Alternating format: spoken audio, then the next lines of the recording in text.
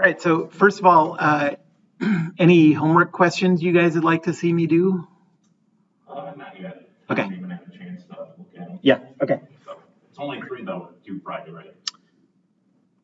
I don't know, but I'm going to D2L right now, so let's make sure. Hi.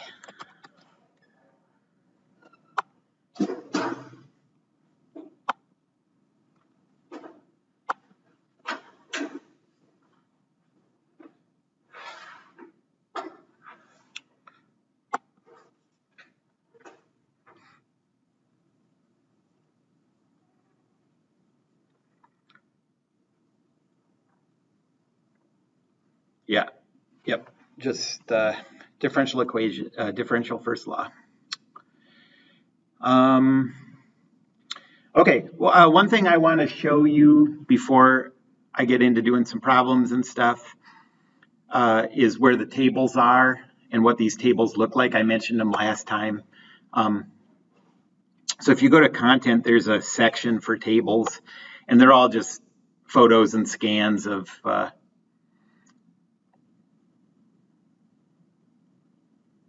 different tables. So the first thing I talked about last time related to tables was interpolation of functions of one independent variable.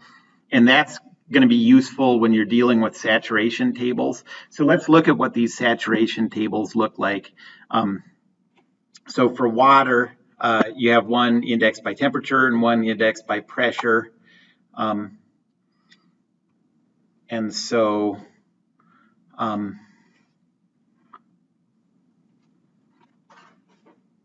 this is the one indexed by temperature. And so it just goes from a Celsius temperature of basically 0 to 45 degrees Celsius. And there are 2 separate columns. One is, so for each of these variables that you can look up, specific volume, internal energy, enthalpy, entropy, there's a section for the saturated liquid and a section for the saturated vapor. And so if you wanted to look up the internal energy, and this is a specific internal energy for a temperature of, let's say, 25.4 degrees Celsius, you'd look up the specific internal energy, and let's say that we want it for a saturated liquid, not a vapor. So look up the specific internal energy at 25, look it up at 26, and then do the interpolation to find what it is at 25.4. Okay.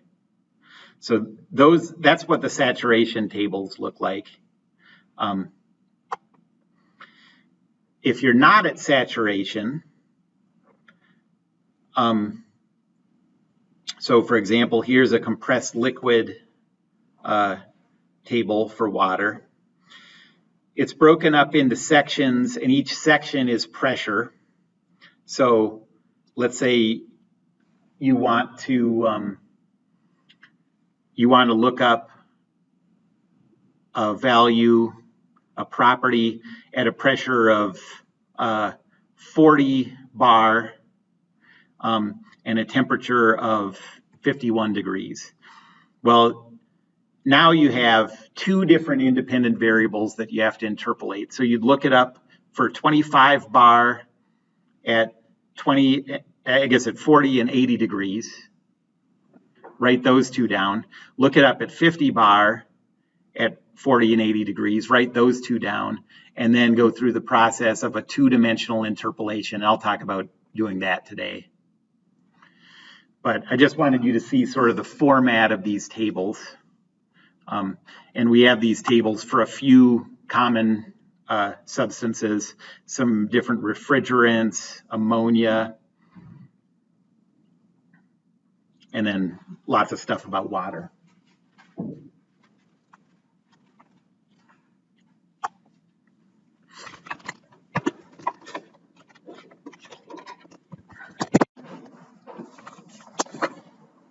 Okay, so last time we talked about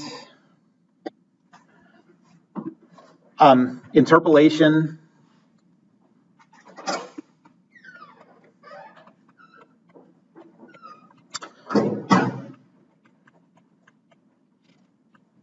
So interpolation of functions of one independent variable.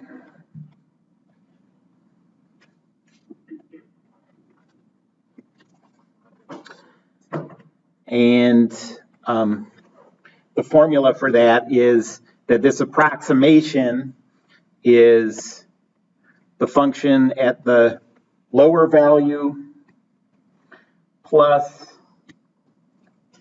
the slope of the function. So f at the higher value minus f at the lower value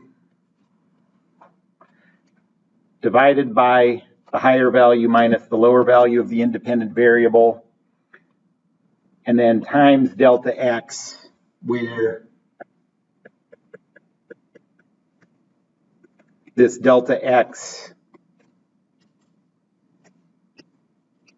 God, not this again.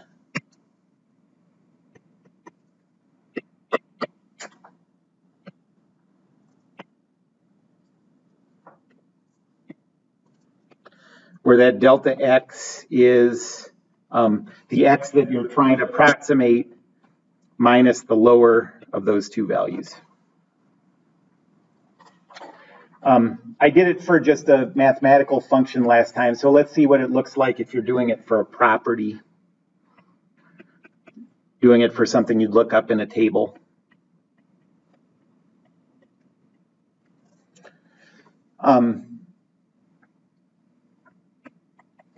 So let's say that at a temperature of 63 degrees Celsius, we want to know what are the pressure and the specific internal energy for, and we're going to do it for two things, a saturated water vapor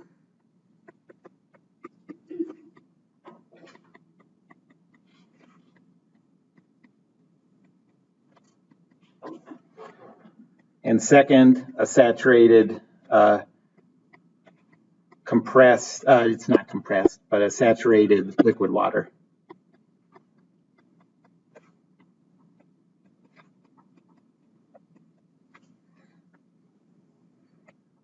So for part A, you'd go to the saturation water tables, and you'd look up the bracketing values by temperature, because, so remember, you can look up these saturation tables indexed by temperature or pressure. We have this by temperature. So in the temperature table for saturated water vapor,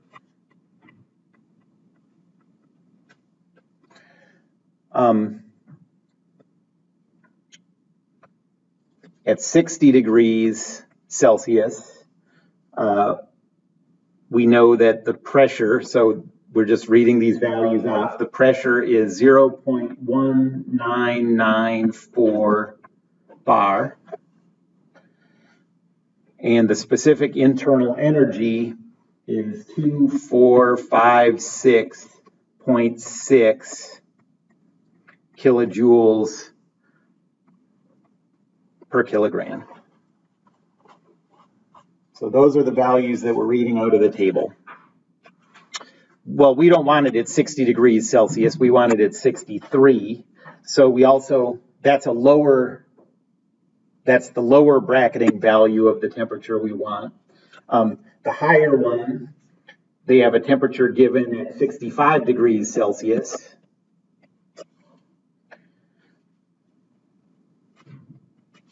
And if you look in the column for a saturated water vapor and not the liquid, the pressure is 2503 bar. And the specific internal energy is 2463.1 kilojoules per kilogram.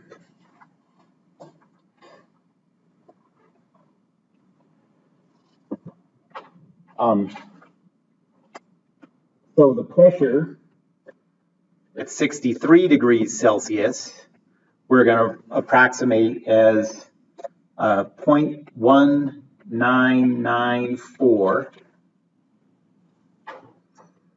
plus the quantity 0.2503 minus 0.1994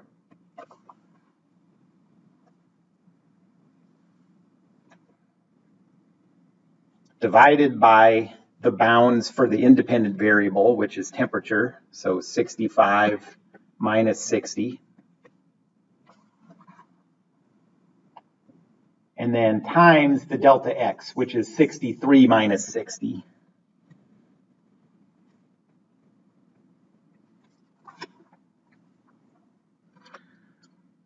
And so the pressure at 63 degrees Celsius, our approximation is 0.2299 bar.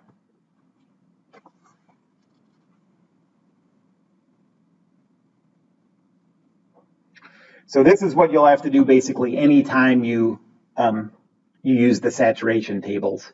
On in-class exams, a lot of times when I'm having you look stuff up in tables, I'll do it like right at one of the values they have to save time. But on homework assignments, you're going to have to do this pretty much every time you look at saturation. So the second one, we want to do this for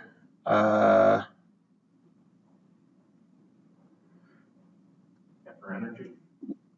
Oh yeah, we have to do it for energy.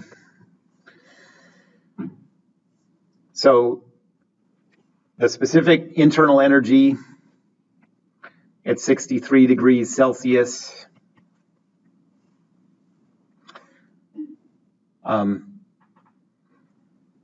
is 2456.6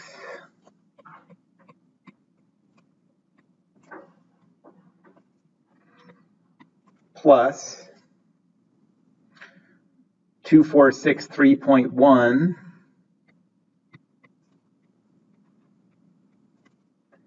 minus 2456.6 divided by the difference in temperature of the two bracketing values, so 65 minus 60 times 63 minus 60.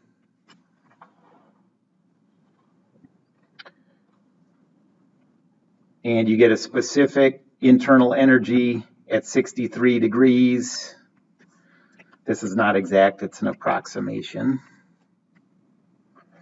of about 2460.5 kilojoules per kilogram.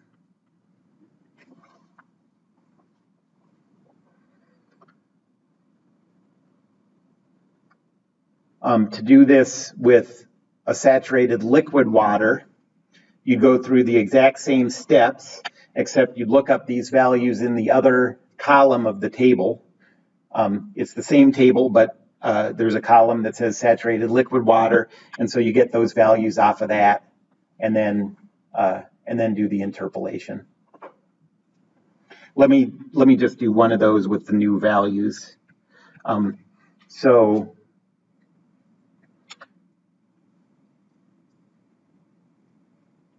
at a temperature of 60 degrees Celsius, the specific internal energy is 251.11 kilojoules per kilogram. And at a temperature of 65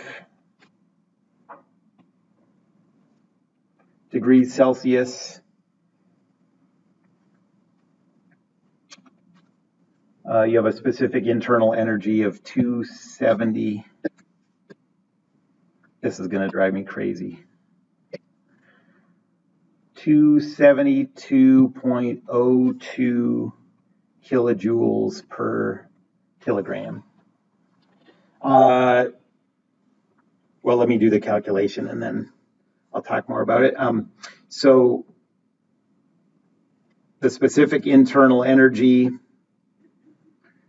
at 63 degrees Celsius is about equal to 251.11 plus the quantity 272.02 minus 251.11 divided by 65 minus 60 times the quantity 63 minus 60. And you get a specific internal energy of 263.66. And that's kilojoules per kilogram. And so if, for the first law of thermodynamics, that specific internal energy isn't what you need. You need the true internal energy, the extensive internal energy, but you can calculate or figure out how much mass of this liquid water you have, and then multiply it to this, and you get the extensive internal energy. Notice one thing here. Look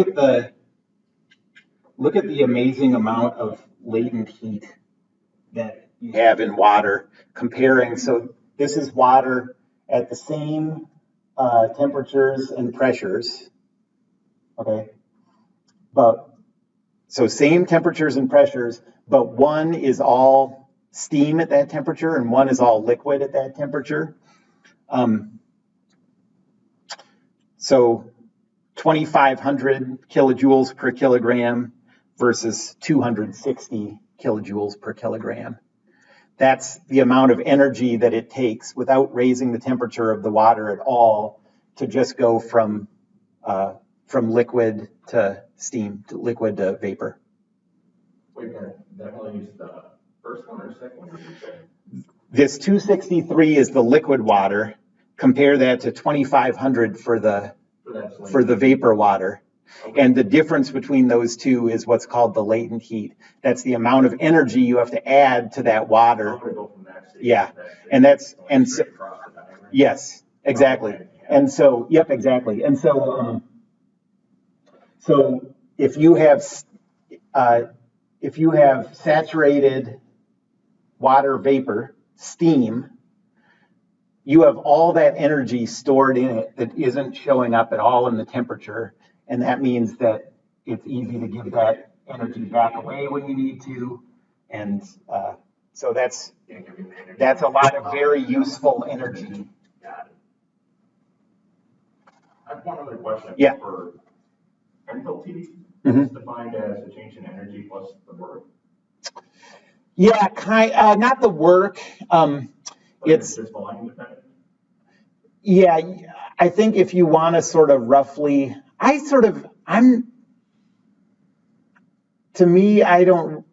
not a big super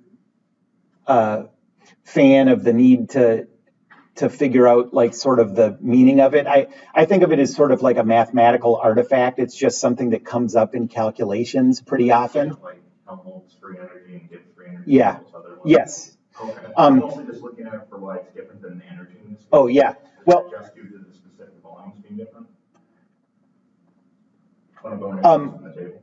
Yeah. Well, it's the specific internal. Well, it's the internal energy plus the pressure times the volume. Yeah. So yeah. The pressure volume work, and not necessarily mechanical. Yeah. Right. Right. So you can sort of think of it that way.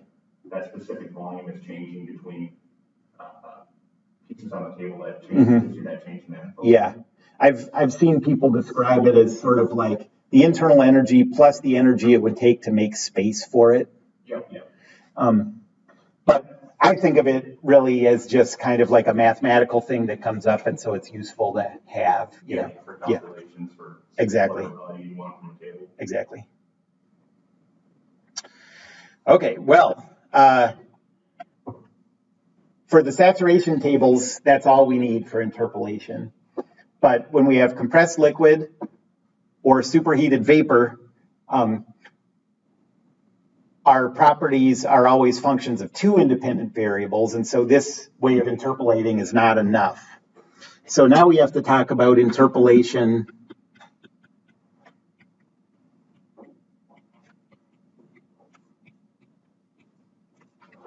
for functions of two independent variables.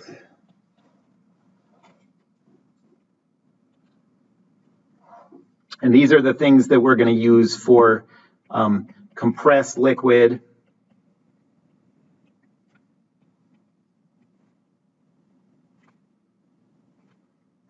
and superheated vapor tables.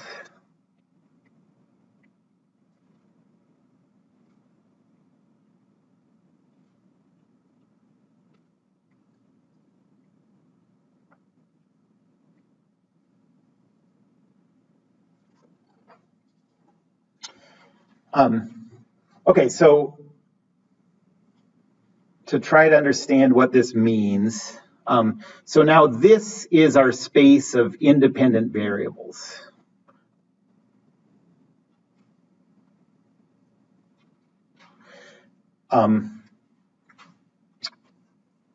So this is like x1, x2, x3. This is y1, y2, y3. And say we're trying to interpolate for this value here that's x and y. So it's in between x1 and x2 and y1 and y2. And so this is just the space of the independent variables, and so the function is coming out of the page at us. It's like the height out of the page would be the function value. You with me on that? So I don't know if I can really draw a surface.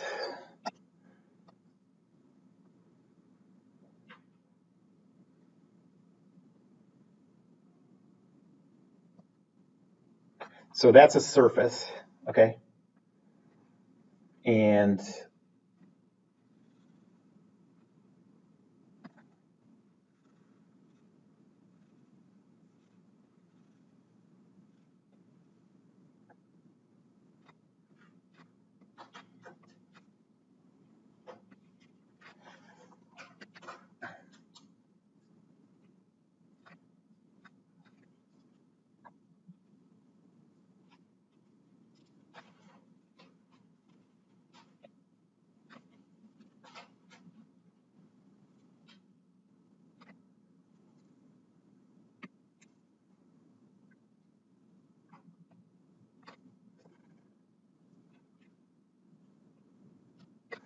okay, so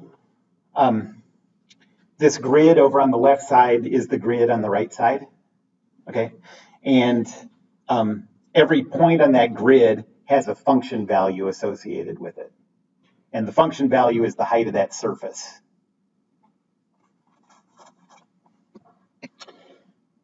Yeah, because in terms of mathematics and projecting, so in this case, it's projected onto a surface, so we need 2 points, where right. In the prior case with saturated, it's projected onto a line. Exactly. So we only need 1 point. Exactly. Okay. Yep. And so the way you do this calculation,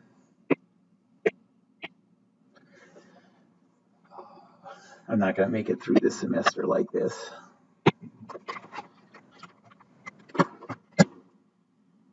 Come on.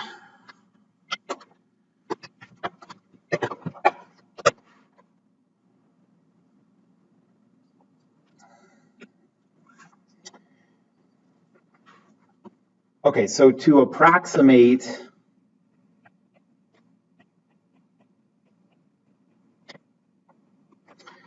the function of x and y,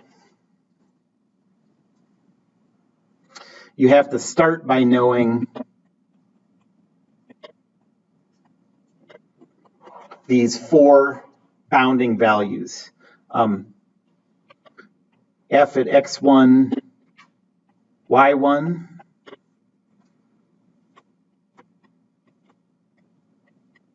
F at x2, y1,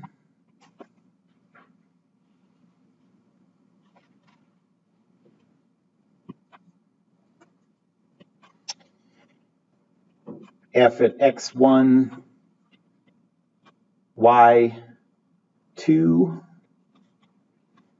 and F at x2, y2. Okay, so you have to know all four of, so if we're trying to do this approximation at the independent variables x and y, you have to know these four values.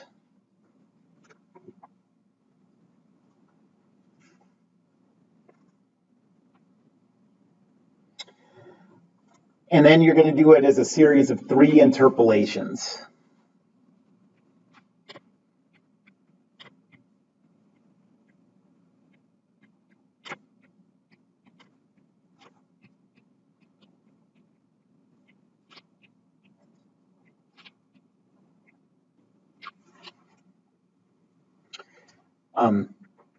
So first, f of x, y1, we're going to do as f of x1, y1 plus f of x2, y1 minus f of x1, y1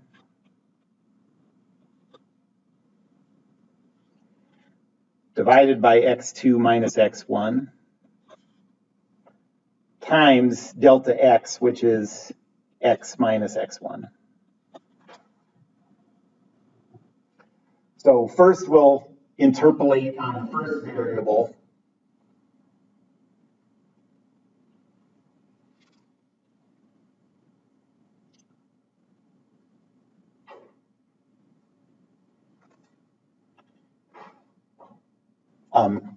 And we're interpolating on that first variable to get the value at one of our 4 grid points. Well, let's see. We're interpolating on that first one to get the value right here. Okay. So let me draw that. If we're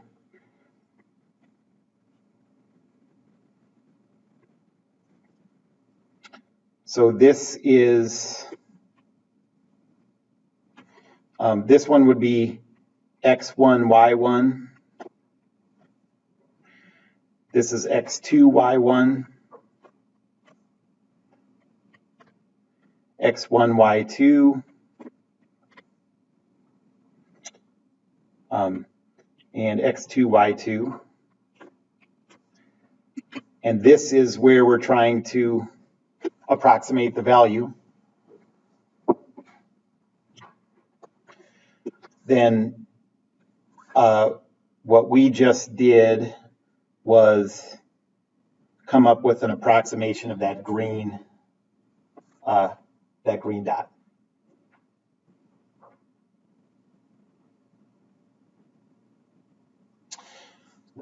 Next, we'll do the same thing to approximate the value of f at x, y2. So we're going to calculate the green dot up on the top line at the value of x.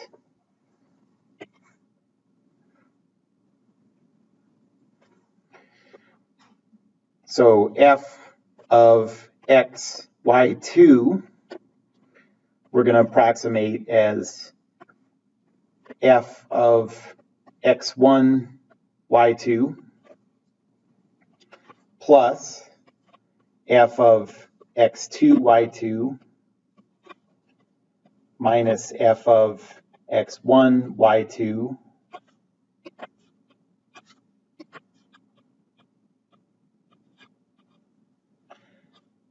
divided by x2 minus x1 times the quantity x minus x1.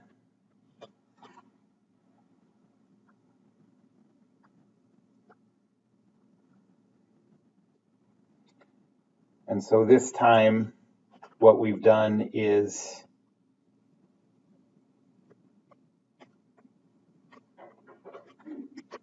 approximated this point, the green point.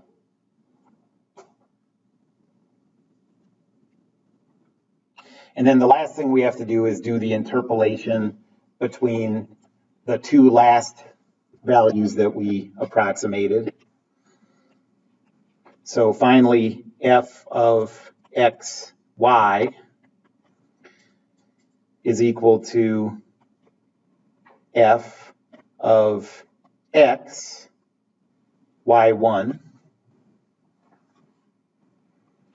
plus f of x, y2 minus f of x, y1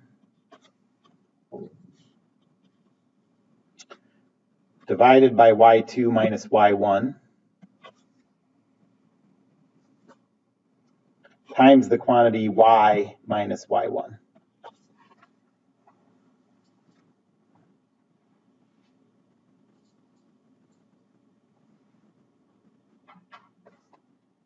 So what we've done now is, here are our 4 points. We're trying to approximate this point. We already have this and this. And so now we're interpolating along this line to get our final value.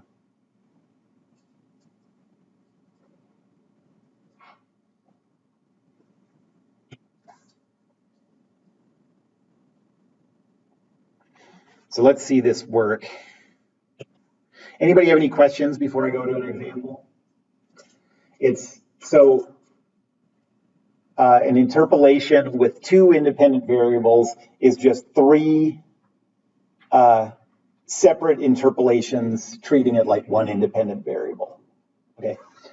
And what about the order? So I said, okay, first we do two interpolations on the first variable. Well, in the tables, there's no first and second variable. You can do it whichever way you want. We're approximating it as linear, so you get the same thing either way. Yeah, you just want 2 point, or the first two to make a line, and then the third one's just a, that's right. Yeah, line that intersects through. Exactly. And then interpolate. Yep. So if you're thinking like, oh, what's the first variable and the second variable, it doesn't matter. Yeah, so it doesn't matter if you were to pick, instead of going up and down with your line side to side. Exactly. Yep. Okay, so let's say, anybody, we have calculators here, right? Yes. Okay, so let's say, for an example, we want to approximate function of x and y that's equal to xy squared.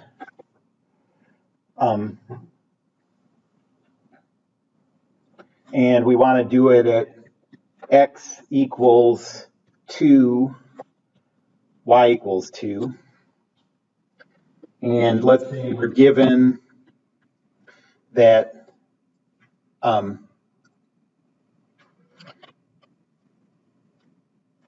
at x equals 1.9, y equals 1.9. Can someone plug that into the function and tell me what those values are?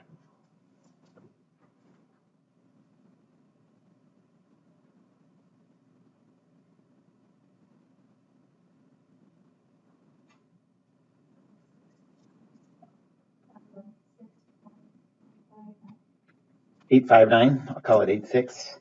And then at x equals 1.9, y equals 2.1.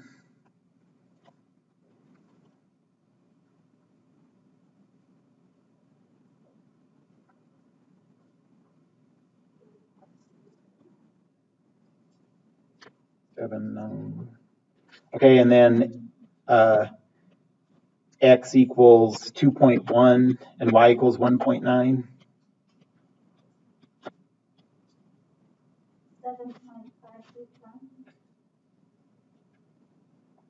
Okay, and then both of them 2.1.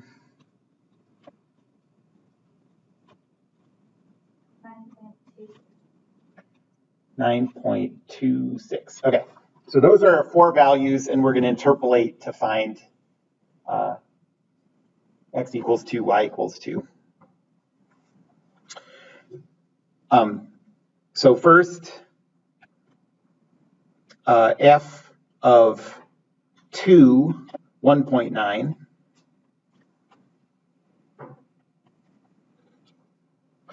is 6.86 plus 7.58 minus 6.86 divided by 0.2 times 0.1. Okay, so I first interpolated on x using both y values of 1.9 and using the 2 different x values. Can someone calculate what you get there?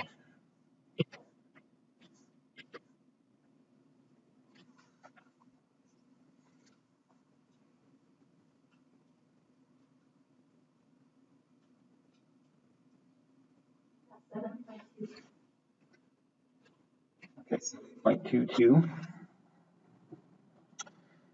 And now we're going to approximate the function when x is equal to 2 and y is equal to 2.1. So that's 8.38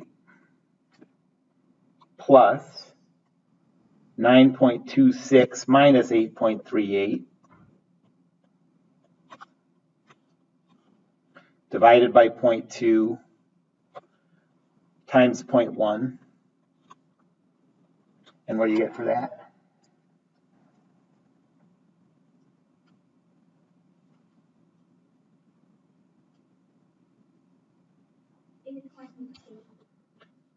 $8.82.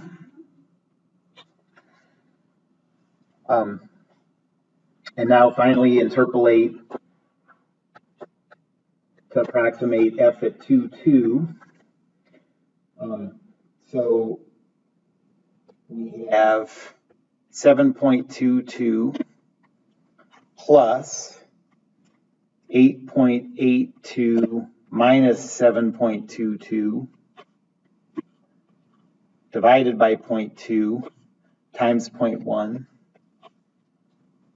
And what do you get for that one? 8.02. And the true value is 8.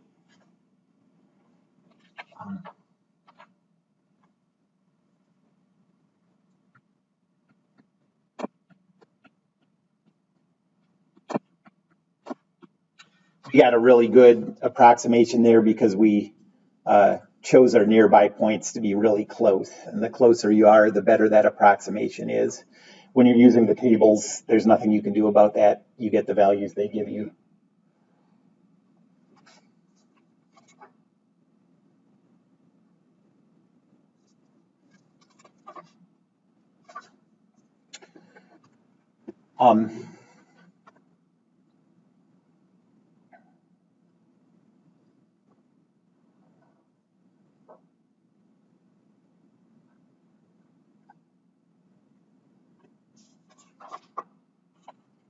So one more important thing with using the tables. So at saturation,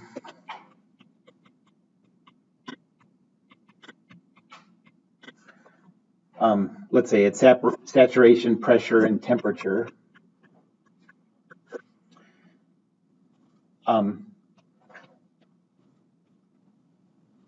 You can have any combination of liquid and vapor at saturation.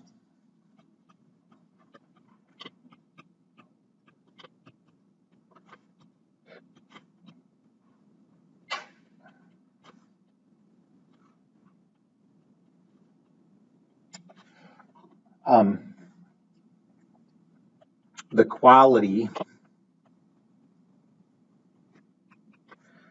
and we're going to denote that always with an X, is the mass that's in the vapor state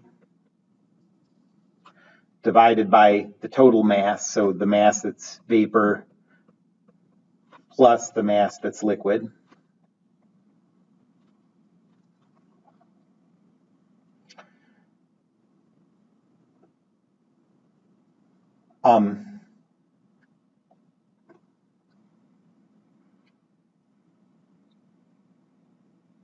So this goes between 0 and 1. 0 would mean that this saturated substance is all in the liquid form.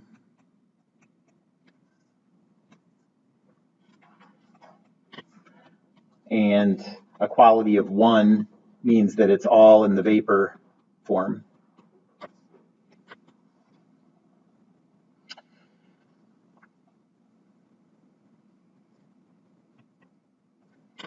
Well, then for any property Q,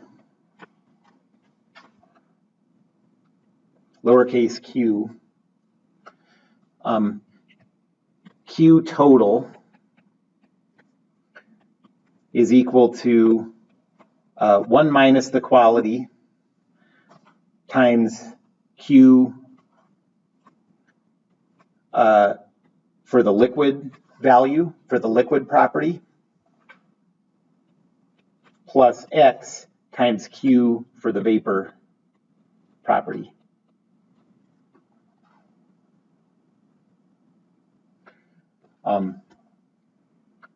So this, we can be talking about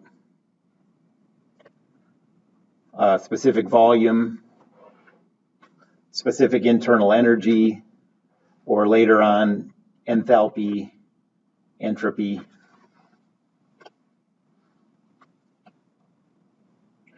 So once you calculate the quality of your substance, you can use this equation to figure out any of those properties for your actual mixture.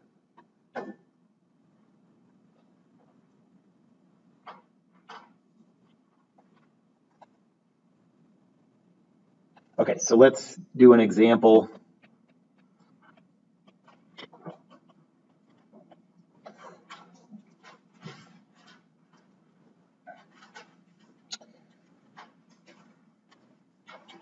So let's say we're dealing with water, and we know it's at saturation. So it's at saturation pressure and temperature.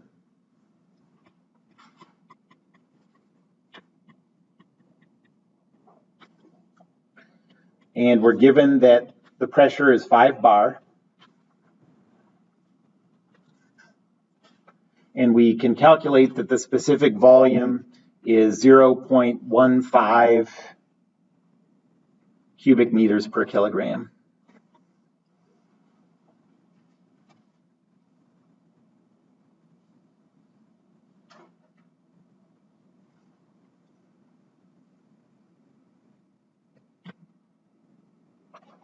So what's the temperature? What's the quality? And what's the specific internal energy?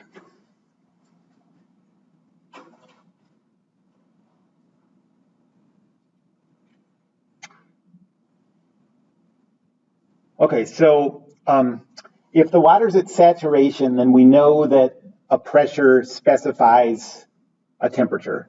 And we can just use the pressure table to look that up.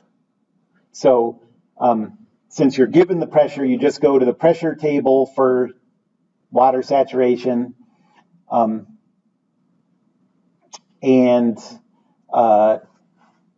you find that pressure in the list and just read the temperature off of it. Okay, so that part's easy.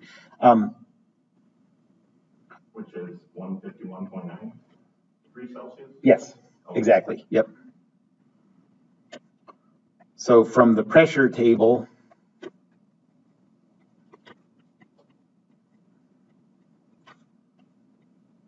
we know that the temperature is 151.9 degrees Celsius.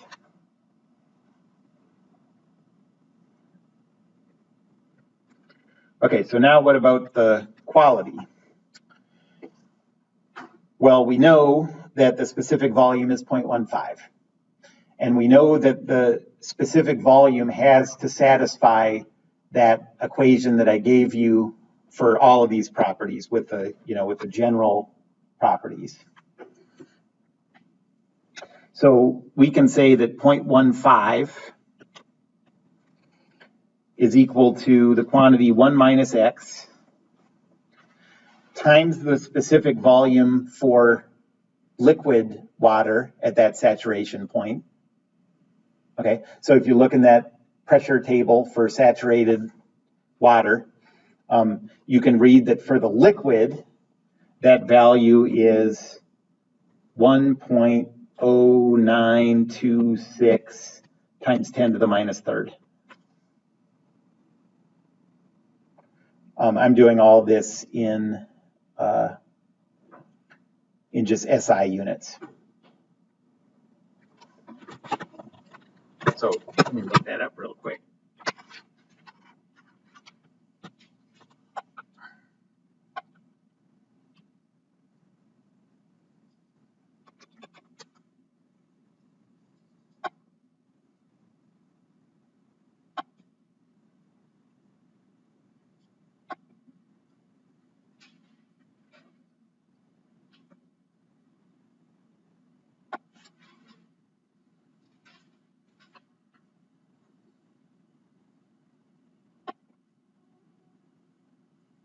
Okay, so this is water saturation.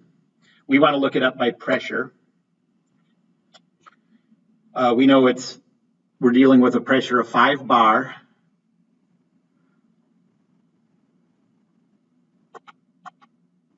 So right here. And so now we're going to read the specific volume off. Let's see. That's the third and fourth columns. For the liquid, it's going to be the one in the third column. And for the vapor, it's going to be in the fourth column.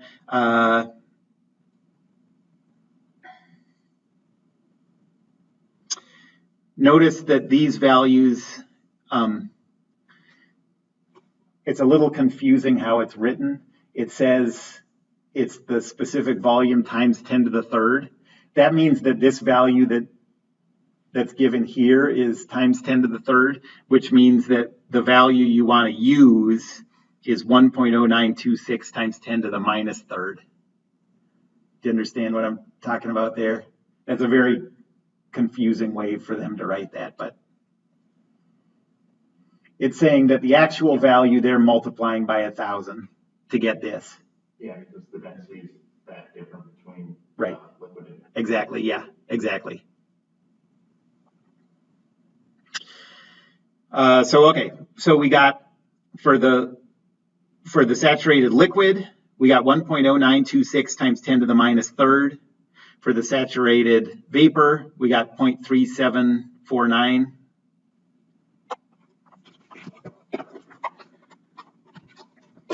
So this is the one that we read off for the liquid.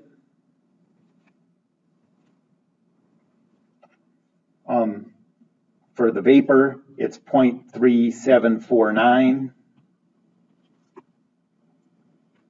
And now we're just solving this equation for x, and that'll give us the quality. So solve that, and you get x is equal to 0.3983.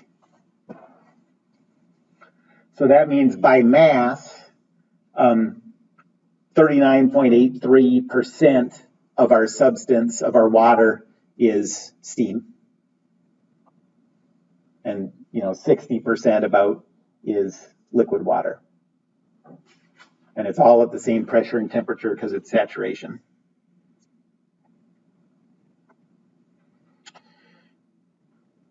Now, the last thing we want to do is use that to calculate the specific internal energy.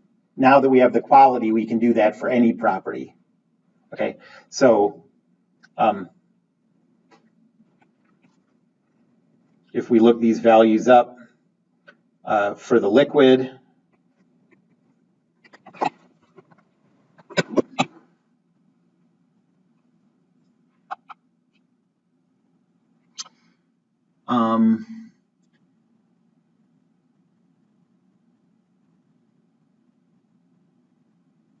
it would be 639.68. And for the vapor, it would be 2561.2. Those are the internal energies.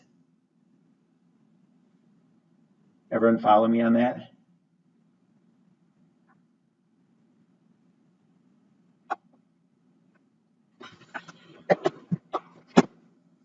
So for the liquid, we had 639.68. For the vapor, we had 2561.2. Those are just the values I read out of the table. And so the total specific internal energy is 1 minus 0.3983 times 639.68 plus 0.3983 times 2561.2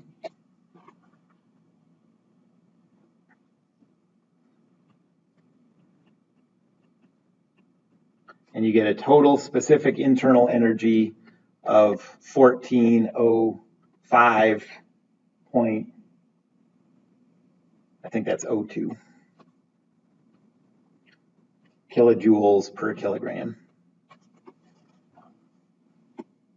And then if you know the mass, the total mass of water that you have, now you can use that to calculate the total internal energy, and that's what you can use in the first law.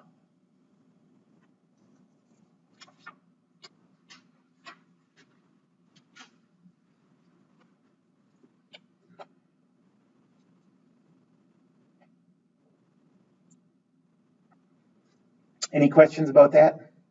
So I'll give you some homework problems on interpolation and quality, and just getting used to looking stuff up in the tables.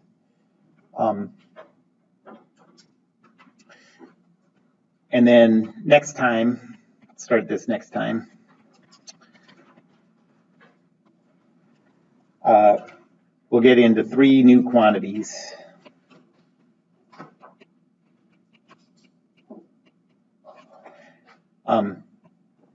Enthalpy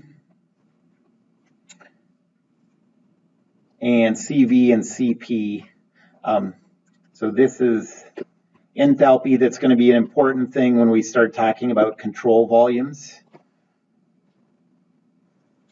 And then these are called specific heats.